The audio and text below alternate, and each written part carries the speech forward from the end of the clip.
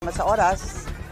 Yes po, magandang gabi po, Ma'am Pinky. Kanina po, inilahad ninyo doon sa report ni Joash na nagkaroon po ng ambush attempt. Lilinawin ko lang po, noong 2021, ang sabi ninyo, pauwi kayo, 1 a.m. at meron 2 Fortuner at 2 motor ata na hinarang kayo at nagpaputok. At parang ang sabi niyo po, halos 200 bala. Ano po nangyari? Kayo how were you able to escape that? Marami nga pong nagtaka kung bakit po ako nabuhay nung time na yon. June 29 po yon, 2021. Yung mga tao na po after nung shootout sa akin, sila na po yung naglabas sa akin sa sasakyan dahil nag-automatic lock po yung sasakyan ko, nag-total rig po. Marami pong nagtaka na pagbukas po nila ng pinto, bigla po akong lumabas at buhay po. Wala po akong naging tama po ng bala. Mga dalos lang po mula po sa bubog ng sasakyan. 200 bala, Counselor? Yes po. Kulang-kulang 200 na bala po. At ni isa wala hong tumama sa inyo? Wala pong tumama, ma'am.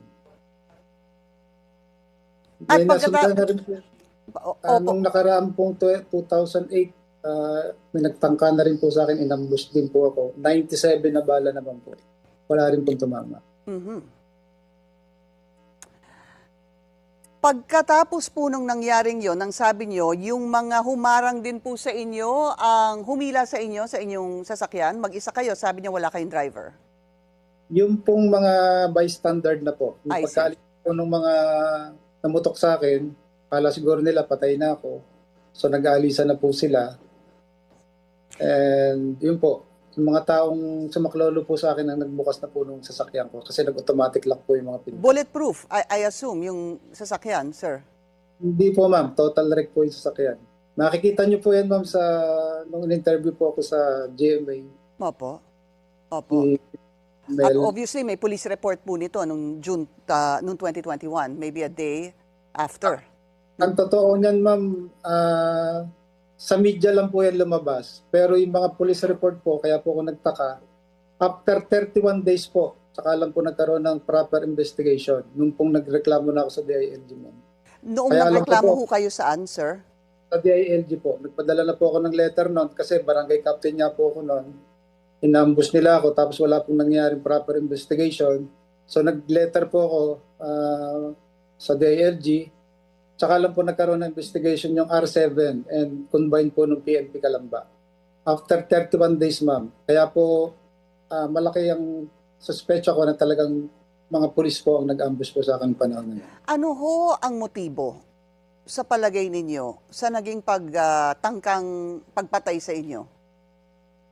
Nung panahon na yun, ma'am, ang mga patayan naman nangyayari dito sa atin noon, panahon po ng mga high value target eh. Kaya po nasa isip ko noon, nilagay din po nila ako sa high value target ng PNP. Dahil, pero bakit ho kayo high value target? Hindi ko po alam, ma'am, kung bakit nila ako inilagay sa high value target. May nakapag-inform lang po sa akin na mga pulis din, na mga kaibigan ko po. Kasi dati rin po akong pulis. Mm-hmm. Dati kayong pulis, naging barangay captain at ngayon councilor. At ang sinasabi nyo nga, medyo malaking palaisipan sa inyo bakit hindi nagkaroon ng masusing investigasyon after that ambush attempt.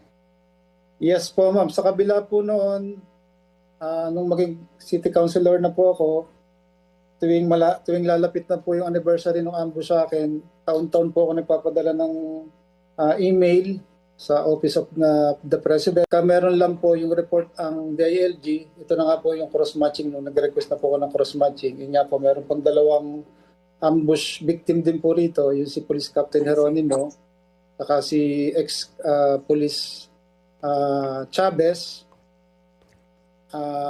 Edwin Chavez. Noong February 27, 2021 po siya inambush. Saka po ito si Police Captain Christopher Jeronimo noong March 16, 2020. Inambush din po ito. At yung mga baril po na ginamit sa kanilang dalawa, yun din po yung may nagmatch po na baril na ginamit din po sa akin. At yung nagmatch na yon, ano po ang lumabas? Anong kinalabasan? Nagmatch po, ibig sabihin, yung pong baril na ginamit sa kanilang dalawa, yun din po yung baril na ginamit po sa akin. At kanino po, natuntun ho ba kung sino ang pagmamayari ng baril na ito na nag-match po sa inyong tatlo? Wala pong napangalanan kung kanino po yung may-ari, pero yung pong dalawang pulis na pinatay din po na yan ay nasa HBT rin po ng panahon na yan. Ay nasaan, sir? High value target din po ng Okay. PNP. Babalikan ko lang po ulit yung tanong ko. Ano ho ang iyong teorya at bakit kayo high value target?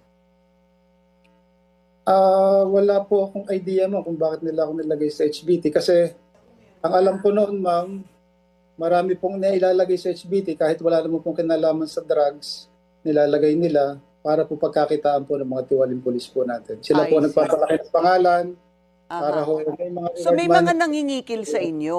Ganun ho ba? Nung una po, ma'am, meron pong tumawag, tatanggalin daw yung pangalan ko sa HBT. Hindi naman po ako pumatol dahil unang-una wala naman akong pambayad sa kanila. Okay. Pero involved ho kayo sa isabong?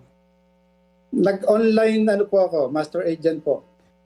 At kapag master agent, para po sa kaalaman ng mga nanonood, ano ho ba ang trabaho ng master agent? Ano po yung finances na nakapaloob dito? Ano po yung kino-cover ng isang master diyan po sa isabong? Meron po kaming pwesto na pinabibisita po sa pitmaster. So, aprobahan po nila yung pwesto namin. So, doon po nagkakameron ng isang malaking screen. Napapanood po ng mga magsasabong yung mga pinalalabas po sa Manila Arena. So, doon po nagkakaroon ng tayaan. Meron pong editor doon, meron at wala. Doon po namimili yung mga tao kung saan nila gusto tumaya. So, yun po yung, doon po kami nagpapaload sa pitmaster para maloadan po kami. Para yun po yung itinataya po ng mga mananabong po namin dito sa area po namin. Yung mga parokyano po namin na mananabong. At marami pong parokyano ang nanonood at nagbebet, sumusugal. Pero po, yung pong mga, syempre, yung regular na sabong po noon sa loob lang ng sabungan nangyayari. So pagdating po ng mga hapon o gabi na, yung wala na po yung regular na sabong dito sa aming sabungan. So doon po sila nagbebet na nanonood na po doon sa big screen. Opo. Ganito na lang po, Counselor. Meron ho ba kayong naging problema dahil sa inyong involvement sa isabong, sa inyong pagkalam? Meron ho Wala bang po. naging banta dahil kayo po ay involved sa isabong? Wala naman, ma'am, kasi nung panahon na yun, pagkakatanda ko po, wala po akong naging utang o naging balanse po sa pitmaster. Ang nagkameron po ng isang usapin dyan lang, ma'am, nung meron pong isang taga rito sa amin na nanyope at nagkataon po na yun na inaanak ko po sa kasal. So doon po nadawit lang yung pangalan ko dahil humihingi po sa akin ng tulong itong inaanak ko, natulungan daw namin siya. At nasabit nga daw siya kay, dyan sa pitmaster. At sino ang pitmaster? Yung pong mga namamahala po sa pitmaster, ma'am. Sila po yun. Yung binanggit po ni alias Totoy. Pakibanggit po, Counselor. Yung binanggit po kanina ni alias Totoy si Mr. Atong Angkol. Siya po nagbanggit po. Totoo po yun. Ano pa ho yung sa palagay ninyo? Meron ho ba kayong first-hand knowledge dito sa sinasabi ni alias Totoy, Counselor? Bali nung po kasing ma-ambush po ako, medyo hindi naman po kadilima nun. So bilang isang pulis po, doon talagang namukhaan ko po yung iba. So ang nangyari nga po noon, nag-request din po ako nun sa crime lab, sa SOCO, ng mga legal operation po, ng mga intel operative namin dito, para mag-cross-matching din po doon sa mga nangyaring ambush po sa amin, sa akin. Mapangalanan kung sino yung mga gumagamit po ng baril na yan, ginagamit ng mga ambush. Kaya po nag-request nga po ako ng mga legal na operation po ng mga operatiba po namin dito. Sino ho ang sa palagay ninyong nasa likod ng inyong pag-ambush? Yung ambush attempt.